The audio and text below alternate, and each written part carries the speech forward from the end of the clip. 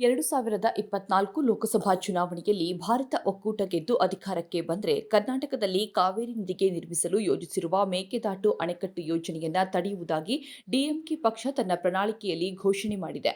ಈ ಕುರಿತು ಎಕ್ಸ್ನಲ್ಲಿ ಪೋಸ್ಟ್ ಮಾಡಿರುವ ವಿಪಕ್ಷ ನಾಯಕ ಆರ್ ಅಶೋಕ್ ಅವರು ರಾಜ್ಯ ಕಾಂಗ್ರೆಸ್ ನಾಯಕರ ವಿರುದ್ಧ ಕಿಡಿಕಾರಿದ್ದಾರೆ.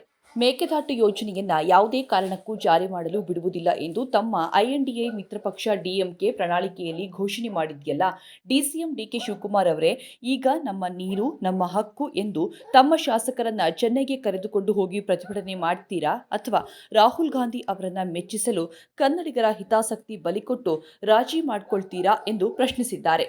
ಅಲ್ಲದೆ ಬೆಂಗಳೂರಿಗೆ ನೀರು ತರುತ್ತೇವೆ ಎಂದು ಮೇಕೆದಾಟು ಪಾದಯಾತ್ರೆ ಮಾಡಿ ಕನ್ನಡಿಗರ ಮೂಗಿಗೆ ತುಪ್ಪ ಸವರಿ ಅಧಿಕಾರಕ್ಕೆ ಏರಿದ ನಾಡದ್ರೋಹಿ ಕಾಂಗ್ರೆಸ್ ಸರ್ಕಾರ ಈಗ ಕನ್ನಡಿಗರ ಬೆನ್ನಿಗೆ ಚೂರಿ ಹಾಕುತ್ತಿದೆ ಎಂದು ಆರ್ ಅಶೋಕ್ ಕಿಡಿಕಾರಿದ್ದಾರೆ. ನಿನ್ನೆಯಷ್ಟೇ ತಮಿಳುನಾಡಿನಲ್ಲಿ ಆಡಳಿತಾರೂಢ ಡಿಎಂಕೆ ಪಕ್ಷ ತನ್ನ ಲೋಕಸಭಾ ಚುನಾವಣೆಯ ಪ್ರಣಾಳಿಕೆಯನ್ನು ಬಿಡುಗಡೆ ಮಾಡಿತ್ತು. ಇದರಲ್ಲಿ ಪ್ರಮುಖವಾಗಿ ಮೇಕೆದಾಟು ಯೋಜನೆಗೆ ತಡೆ ಒಡ್ಡೋದಾಗಿ ಸಿಎಂ ಸ್ಟಾಲಿನ್ ಪಕ್ಷದ ಪ್ರಣಾಳಿಕೆ ಮೂಲಕ ಘೋಷಣೆ ಮಾಡಿದ್ದಾರೆ. ಆದರೆ ಇಂಡಿಯಾ ಒಕ್ಕೂಟದ ಪಕ್ಷವಾಗಿರುವ ಕಾಂಗ್ರೆಸ್ ಪಾರ್ಟಿ ಕರ್ನಾಟಕದಲ್ಲಿ ಆಡಳಿತ ನಡೆಸ್ತಾ ಇದ್ದು, ಇಲ್ಲಿ ಮೇಕೆದಾಟು ಯೋಜನೆ ಜಾರಿಗಾಗಿ ವಿಧಾನಸಭಾ ಚುನಾವಣೆಗೂ ಮುನ್ನ ಬೃಹತ್ ರ್ಯಾಲಿಯನ್ನ ಕೈಗೊಂಡಿತ್ತು. ಆದರೆ ಸದ್ಯ ಡಿಎಂಕೆ ಪಕ್ಷದ ನಡೆ ಭಾರೀ ಚರ್ಚೆಗೆ ಕಾರಣವಾಗಿದೆ.